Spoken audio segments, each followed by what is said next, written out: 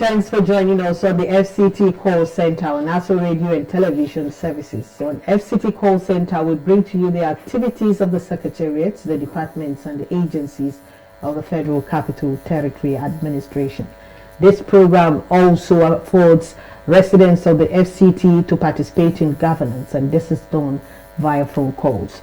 On today's edition of the program, we have from the FCT Pensions Department, the Director, FCT Pension, Mrs. Eguyanga Ngozi Angela. Thank you very much for coming on today's edition of the FCT Call Center. Thank you very much. You can follow the FCT Call Center. We are transmitting on the DSTV channel 312, on StarTimes TV channel 127, and on Free TV channel 507. You can also listen to us on ASO Radio 93.5 FM. Stay with us. We'll be back shortly.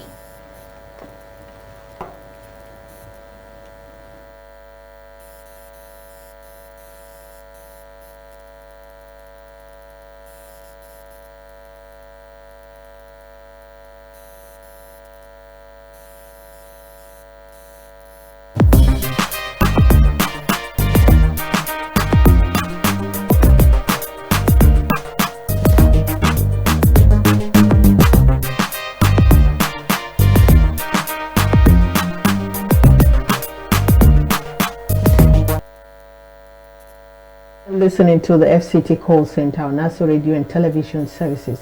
Today we have the Director, FCT Pensions Department, Mrs. Eguyanga Ngozi Angela. Thank you very much once again for joining us on the FCT Call Center. Now tell us the achievements of the FCT Pensions Department in 2024, and also tell us the prospects of what we are expecting this year, 2025. Well, as you know, the mandate of the department, the FCT Pension Department, is principally the processing and payment of retirement benefits to officers that retire from service, and then coordination of the contributory pension scheme. And of course, all of this would also involve the payment of death benefits to beneficiaries of deceased officers of the Federal Capital Territory Administration. And I want to tell you that going by our mandate, in year 2024, the department has done all of this. It may interest you to note that the FCT, as a matter of fact, is among one of the few states in Nigeria that is up to date when it comes to payment of retirement benefits. And this is, of course, as a result of the support we receive from the management of FCT, especially our working minister, Barrister Ezenwoye Semwike, who are very supportive. Okay. Yes, and then for 2025, well, in carrying out all these two mandates, we have done a number of sensitization programs for intending retirees. That was in year 2024.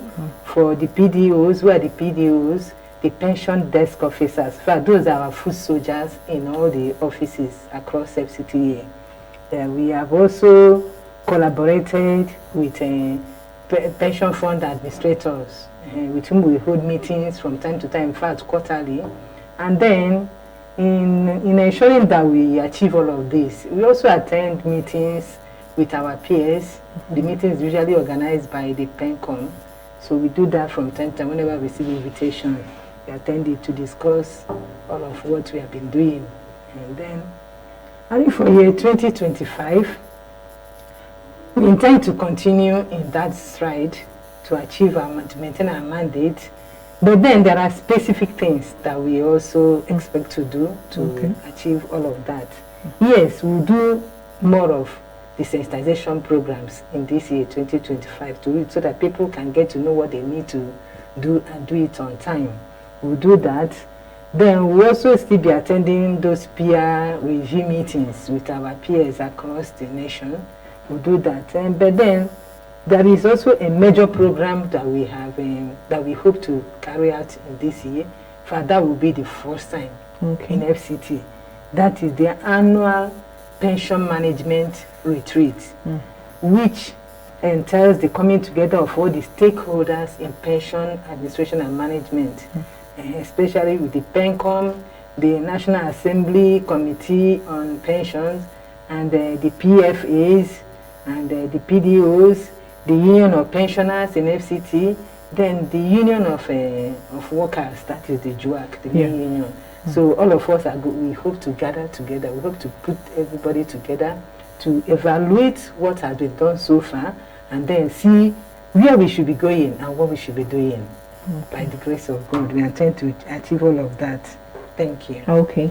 Now, please, could you explain to FCTA pensionable workers the difference between next of kin and beneficiary? Because there seems to be a controversy about who a next of kin is and who is supposed to benefit from a deceased family pension. Okay, NOK, as you know, it only means next of kin. By implication, it actually means the person that should be contacted, perhaps in a time of emergency. They are looking for you, and then we look at your records. Who did you state there as your next of kin in your records? Okay, they put a call across to the person. But when it comes to beneficiary, that is when we are talking about, particularly those who die in service. The person that deceased officer has stated that should benefit from, that should take his benefits when he dies, that is the beneficiary. Okay. Yeah, so in the real sense, the next of kin is not a beneficiary. Really be a beneficiary. It may still be the name. The person can still maintain it, but it can differ. A next of kin can still be a next of kin and also a beneficiary. Yes, so long as the disease officer has stated that person as a beneficiary. Okay. Okay. Now let's look at the pre-retirement initiative or plans in place for FCTA workers and employees, and what criteria do you use to determine their retirement benefits? Okay, the pre-retirement initiatives still entails our desensitization programs because it involves letting intending retirees know what they should do and be doing it in good time. Apart from that, we send out what we call enrollment forms for intending retirees. We send it out from time to time to various offices, to the PDOs to handle, and ensure that those who are to retire within a reasonable, maybe in a quarter, they should fill up the forms so that from the office they are able to know the number of people we expect to retire and begin to plan towards them. And then when it comes to the criteria that are used to determine retirement benefits, principally there are two criteria. The actuarial valuation, which is also called perhaps accrued rights, for officers who may have entered the service as at 2004, not beyond it. They have what used to be called gratuity, what the government should have paid to them, assuming they had retired at that time. But then government, in its wisdom, felt that this money should still be kept by government. They buy bonds with it and keep it safe for the officer. Then when the officer is retiring or has died, then that money is brought in. The second one is the RSA contribution of officers. We know that what we are operating now is not the old pension scheme, but now the contributory pension scheme, where the employer brings in, makes contribution, and the employee also makes contribution. So this money is actually with the PFAs, and then with the PFAs principally. Then when the officer has retired or died, these two sources of funds are brought together to make payment. Okay. Yes. Okay. Also tell us the documentation required to facilitate a seamless transition. Okay, for there to be a seamless transition or access to retirement benefits, first and foremost, like I mentioned before, the enrollment form that the officer ought to have filled.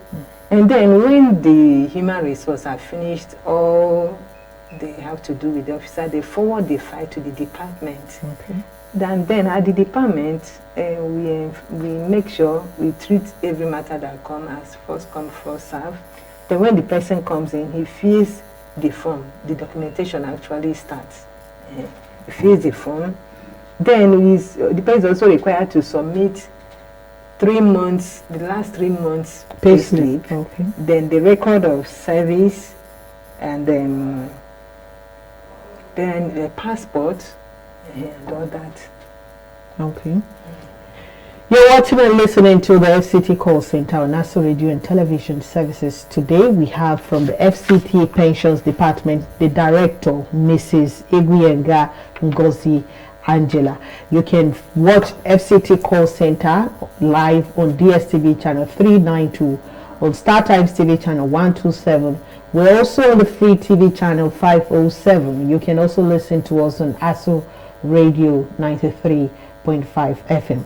We are still discussing with the Director, FCT Pensions Department. Now, what protocols govern the distribution of benefits to the surviving relatives or designated beneficiaries of deceased pensioners?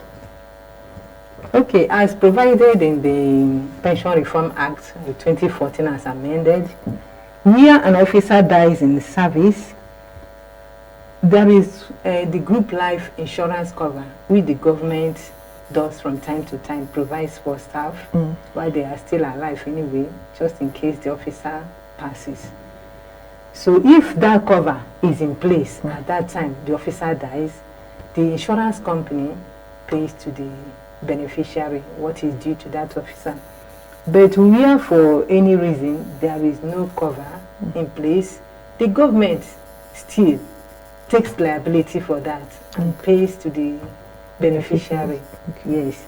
And then to do all of this, the next of kin will still have to provide the last 3 months pay slip, then the record, or a copy of the record of service, the death certificate.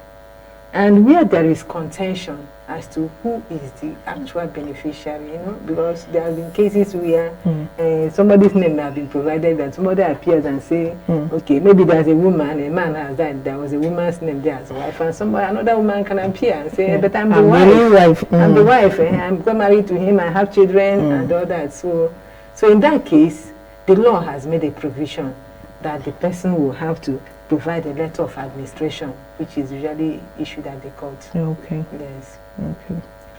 Now let's also look at the initiative you have taken so far to address and resolve the issue of unclaimed pensions, pension benefit, and how are this effort aimed at reconnecting these assets with their legitimate claimants?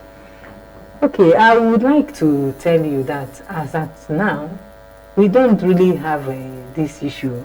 But even if it comes up, we'll write to the deceased to the deceased officer's department where the person had worked before the death occurred, because they have the records of that officer, to furnish us the name and the contact number to the next of kin. And then where we even have such, assuming the officer had filled intended retirees forms and all of that, then we put a call across to the NOK or to the named beneficiary. Okay. Yeah, we do that. This is the FCT Call Center. Today we have the Director of FCT Pensions Department, Mrs. Iguyenga Ngozi Angela. You can follow FCT Call Center. We are live transmitting on DSTV channel 392, on StarTimes TV channel 127, and on Free TV channel 507. You can also listen to us on ASO Radio 93.5 FM. Stay with us. We'll be back shortly after this time out.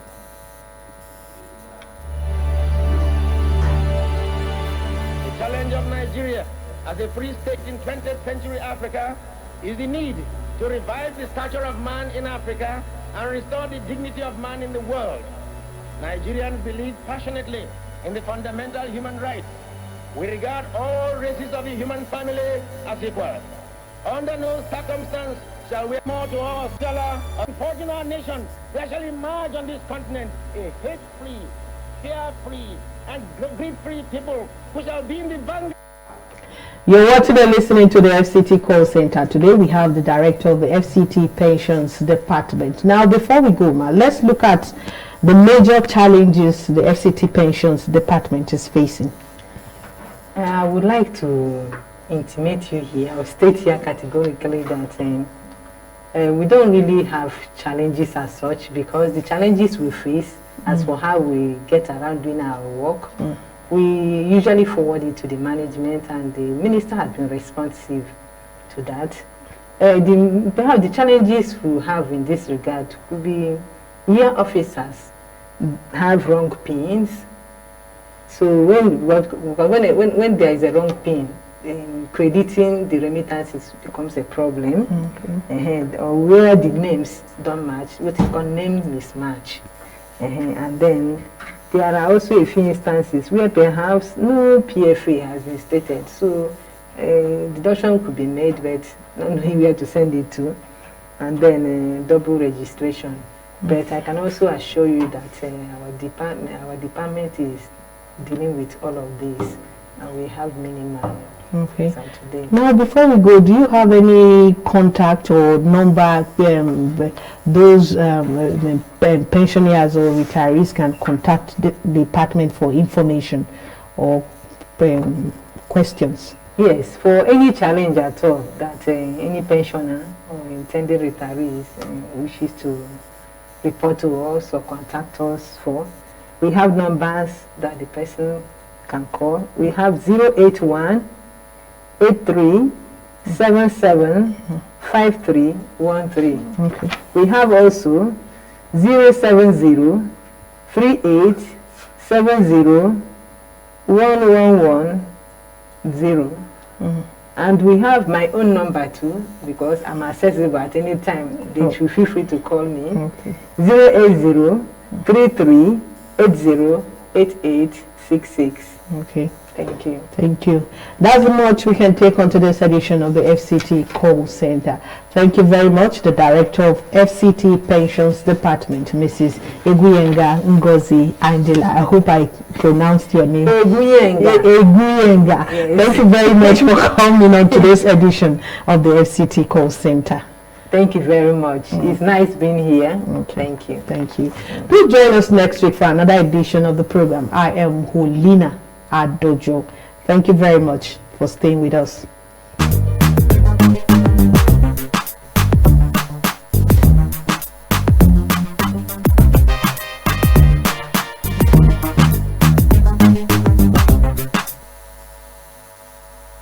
In today's edition of the